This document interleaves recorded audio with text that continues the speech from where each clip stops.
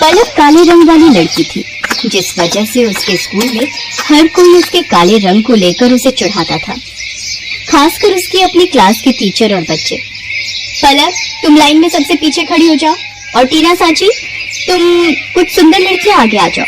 Principal ma'am का order है, हमारे स्कूल के बेस्ट बच्चों का फोटो स्कूल मैगजीन में छपेगा, इसलिए मैं चाहती हूँ मेरी क्लास के बच्चों का फोटो ही मैगजीन में छपे। पर मैम, ये पलक तो बहुत काली है, पूरी फोटो इसी से खराब हो रही है। मैम, ऐसा नहीं हो सकता, हम इस पलक को इस फोटो में से हटा दें। नहीं बच्चों, अगर ऐसा हो सकता तो ये काम सबसे पहले मैं ही कर देती। मैं खुद नहीं चाहती ये काली स्टूडेंट मेरी क्लास में भी रहे। मैम, मैं पानी पीने जाऊं? हाँ जाओ, मेरे सिर पर खड़ी मत रहो, और हो सके तो थोड़ा पानी से मुंह धोकर भी आ जाना, शायद तुम्हारा काला रंग चेहरे से उतर जाए और फोटो थोड़ी अच्छी आ जाए। टीचर की और बच्चों की बातों को सुनकर पलक रोती हुई वॉशरूम की तरफ चली जाती है और वहां जाकर फूट फूट कर रोने लगती है। पलक के माता पिता दोनों नौकरी करते थे और बड़ी मेहनत से पैसे कमाकर उन्होंने पलक का अंग्रेजी मीडियम में एडमिशन करवाया था। इसलिए पलक अपने माता पिता से कभी भी अपना दुख नहीं कहती थी। पलक को दौड़ने का बहुत शौक था। वो रोजाना सुबह स्कूल जाने से पहले दौड़ने का अभ्यास करती थी, पर वो जब भी अपनी टीचर से स्कूल में दौड़ प्रतियोगिता में भाग लेने के लिए कहती थी तो उसकी टीचर उसे साफ मना कर देती थी और बच्चे उस पर हंस देते थे। तू दौड़ेगी? अपनी शक्ल देखी है कभी शीशे में? मैम तुझे कभी भी दौड़ प्रतियोगिता में नहीं लेंगी। आज तक हमेशा से टीना ही विनर रही है और आगे भी रहेगी। इतनी देर में क्लास टीचर भी आ जाती हैं। बच्चों, हमारे स्कूल को बहुत ही बड़े लेवल पर दौड़ प्रतियोगिता के लिए भेजा जा रहा है। टीना, मैंने तुम्हारा नाम प्रिंसिपल मैम को दे दिया है। ओके मैम, मैं आज से ही प्रैक्टिस शुरू कर देती हूँ। मैम, मैं भी दौड़ प्रतियोगिता में भाग लेना चाहती हूँ। नहीं पलक, मैं तुम्हें इस प्रतियोगिता में नहीं ले सकती। तुम देखने में बिल्कुल भी सुंदर नहीं हो, और अगर मैंने तुम्हें इस प्रतियोगिता में ले लिया और तुम हार गई तो प्रिंसिपल मैम मुझ पर गुस्सा होंगी। पलक रोती हुई घर आती है, पर जैसे ही वो अपनी माँ को सामने देखती है, अपने आंसू पोंछ लेती है और खाना खाने बैठ जाती है। पर उसका मन उदास था, इसलिए पलक अगले दिन स्कूल की छुट्टी ले लेती है। उसे पता था कि वो स्कूल जाएगी तो और बच्चों को प्रतियोगिता में जाता देख उसका मन दुखेगा। अरे पलक बिटिया, आज तो स्कूल नहीं जा रही? नहीं माँ, आज बस थोड़ा सिर में दर्द है, इसलिए घर पर आराम करूंगी। कोई बात नहीं पलक बिटिया, तू तो रोजाना ही स्कूल जाती है, आज छुट्टी कर ले और आराम करना। एक काम करो, आज तुम चले जाओ, मैं पलक के पास ही रुक जाती हूँ। उसे किसी चीज की जरूरत होगी तो बना दूंगी। ठीक है, फिर मैं अकेला ही काम पर चला जाता हूँ। पलक की माँ उसके पास ही घर पर रुक जाती है। पलक सो रही थी और उसकी माँ काम कर रही थी। इतनी देर में दरवाजे पर कोई आता है। जी, मेरा नाम रामलाल है, मैं पलक बिटिया के स्कूल का चपरासी हूँ। मुझे वहाँ की प्रिंसिपल मैम ने भेजा है। उन्होंने तुरंत ही पलक को स्कूल बुलाया है। वो किसी दौड़ प्रतियोगिता में जाना है, शायद यही बात हो रही थी। पलक को, पर उसकी तो अभी तबीयत। रामलाल भैया, आप मैम को बोल दो मैं अभी तैयार होकर स्कूल पहुँचती हूँ।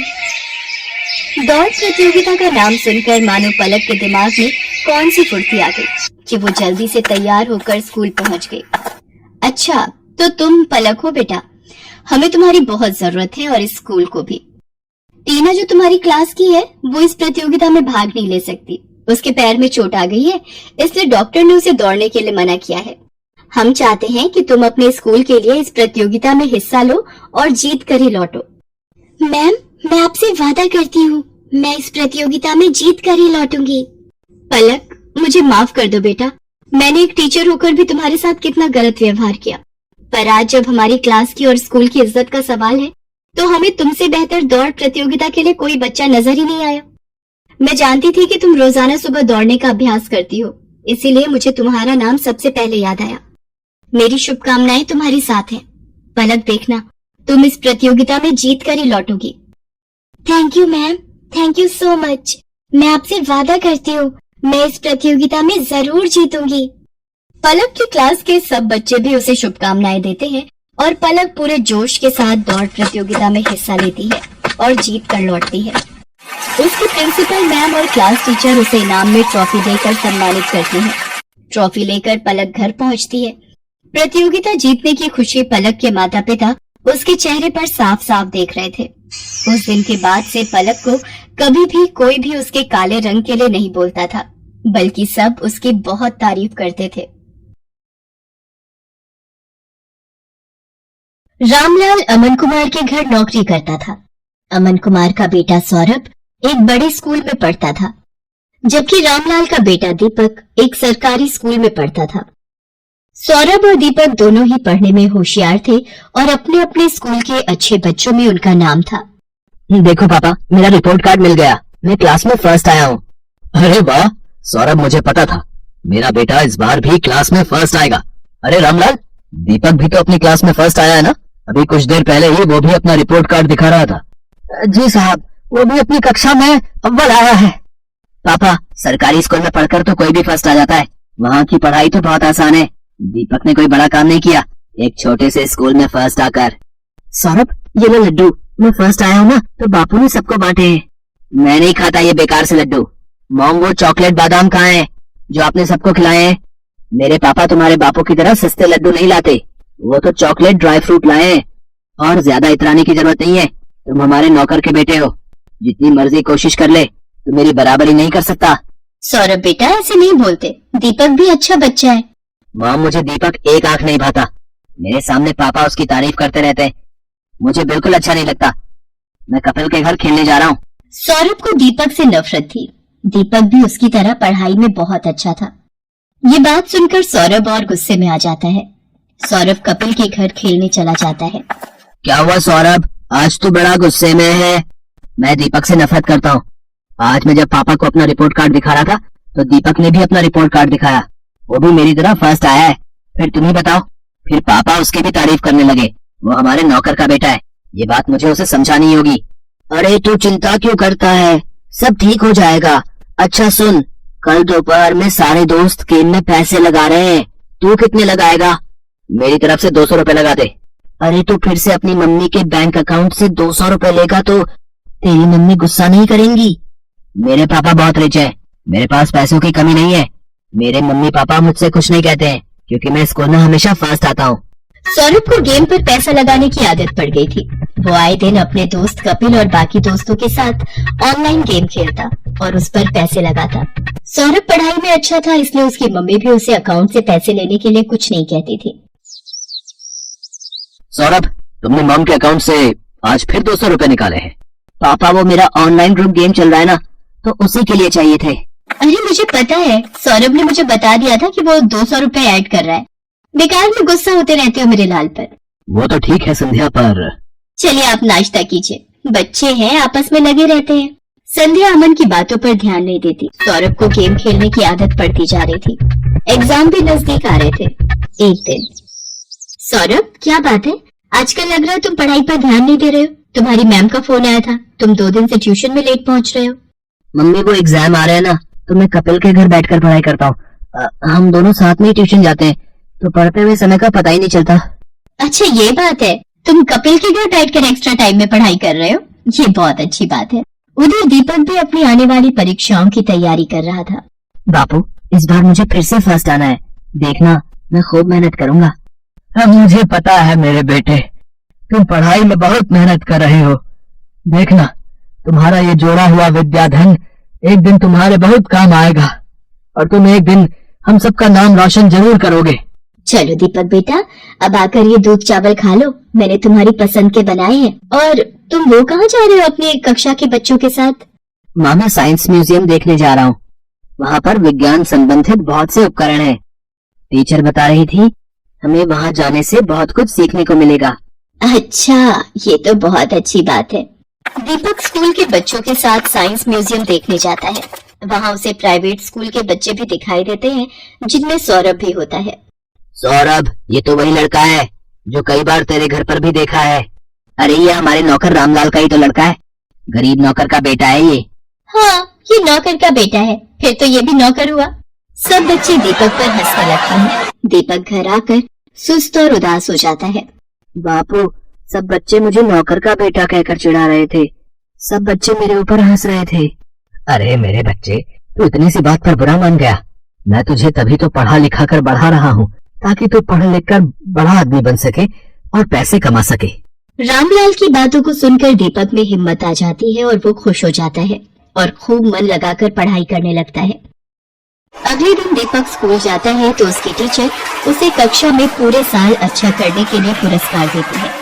दीपक ने पूरे साल बहुत मेहनत करके अव्वल स्थान पाया है, इसलिए दीपक को स्कूल की तरफ से कक्षा में best student of the year का अवार्ड दिया जा रहा है।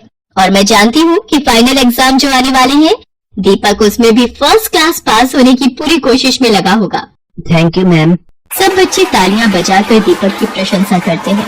घर आकर दीपक अपने बापू और माँ को सारी बात बताता है। अरे वाह, ये तो बहुत सुंदर पुरस्कार है। जीते रहो मेरे बच्चे। बापू, मैं ये पुरस्कार अमन अंकल को दिखाकर उनका आशीर्वाद लेना चाहता हूँ। ठीक है बेटा, चल तू उनका भी आशीर्वाद ले ले। संध्या, तुम्हारे बैंक अकाउंट से 1 लाख रुपए निकल गए और तुम्हें पता तक नहीं। मैं भला इतने पैसे एक साथ कहाँ खर्च करूंगी? मुझे भी कुछ समझ नहीं आ रहा, ये सब कैसे हो गया? रुको, मैंने बैंक से सारी डिटेल निकलवाई है। बैंक की तरफ से ही फोन है। अमन बैंक वालों से फोन पर बात करने लगता है। रामलाल और दीपक भी वहीं खड़े थे। हो गया सत्यानाश। और दो लाडले को मोबाइल फोन। तुम्हारे बेटे ने बेवकूफी में 1 लाख रुपए न जाने किसी ऑनलाइन गेम में लगा दिए। अब भुगतो। और है कहाँ ये सौरभ?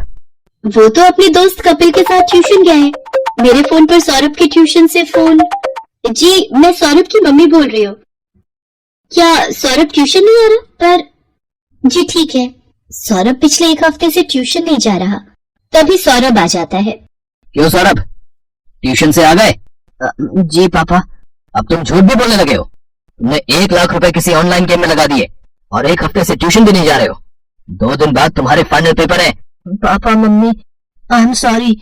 मैं कपिल के बहकावे में आ गया था और उसी की वजह से आज मैं स्कूल टेस्ट पेपर में भी पहली बार फेल हो गया। अरे रामलाल, तुम कब आए? और दीपक बेटा, ये तुम्हारे हाथ में क्या है? जी ये वो, आज मुझे स्कूल में बेस्ट स्टूडेंट का अवार्ड मिला तो आपका आशीर्वाद लेने आ गया। जीते रहो बेटा, खूब तरक्की करो। अमन दीपक को आशीर्वाद देकर चुपचाप अपने कमरे में चला जाता है। पापा, क्या मैं अंदर आ सकता हूँ? मुझे अभी तुमसे कोई बात नहीं करनी सौरभ, अपने रूम में जाओ। मम्मी पापा मेरे से नाराज है, वो मेरे से बात नहीं कर रहे। सौरभ, अगर तुम्हें सच में अपनी गलती का एहसास है तो अपनी गलती को सुधारो, फिर तुम्हारे पापा का गुस्सा ठंडा हो जाएगा। मुझे पता है मम्मी, मुझे क्या करना है। सौरभ ने अब कपिल और उसके दोस्तों के साथ गेम खेलना बंद कर दिया और खूब मन लगाकर पढ़ने लगा। पर 2 दिन बाद उसका मैथ्स का पेपर था। उसने ट्यूशन की बहुत छुट्टियां ले ली थी और उसका कोर्स अभी बहुत बाकी रह गया था। मम्मी, मेरा बहुत सारा सिलेबस अभी रिवीजन के लिए बाकी है, मैं कैसे कर पाऊंगा? कुछ सवाल तो मुझे समझ भी नहीं आ रहे। सौरभ, तुम एक काम क्यों नहीं करते? दीपक की मैथ्स बहुत अच्छी है, उसके मार्क्स भी बहुत अच्छे आते हैं और मैंने सुना है अब तो सरकारी स्कूल की पढ़ाई भी बहुत अच्छी हो गई है और प्राइवेट स्कूल की किताबें और सरकारी स्कूल की किताबें एक जैसे कोर्स की पढ़ाई जाती हैं। मम्मी, क्या दीपक मेरी मदद करेगा? मैंने हमेशा उसके साथ गलत व्यवहार किया है। कोई बात नहीं, पर अब तुम्हें अपनी गलती का एहसास है, ये बहुत बड़ी बात है। रामलाल, दीपक को जरा बुला लाओ, सौरभ को मैथ्स में उसकी सहायता चाहिए। हाँ हाँ मालकिन, मैं अभी बुला लाता हूँ। सौरभ दीपक की सहायता से मैथ्स के पेपर की तैयारी करता है और बाकी सभी विषयों में भी सौरभ अब दीपक के साथ ही पढ़ने लगा। सौरभ भी दीपक की तरह अपने स्कूल में फर्स्ट आता है। सौरभ, तुम्हारा रिजल्ट देखकर मैं आज बहुत खुश हूँ। पापा, ये सब दीपक की वजह से ही हुआ है, इसने मेरी एग्जाम के दिनों में बहुत हेल्प की। थैंक यू दीपक। रामलाल, तुम्हारा बेटा दीपक बहुत होनहार है, देखना ये एक दिन जरूर बड़ा आदमी बनेगा। अमन अंकल, एक दिन मैं भी आपकी तरह ही बड़ा बिजनेसमैन बनूंगा। दीपक की बातों को सुनकर रामलाल की आंखों में खुशी के आंसू आ जाते हैं और वो दीपक को गले से लगा लेता है।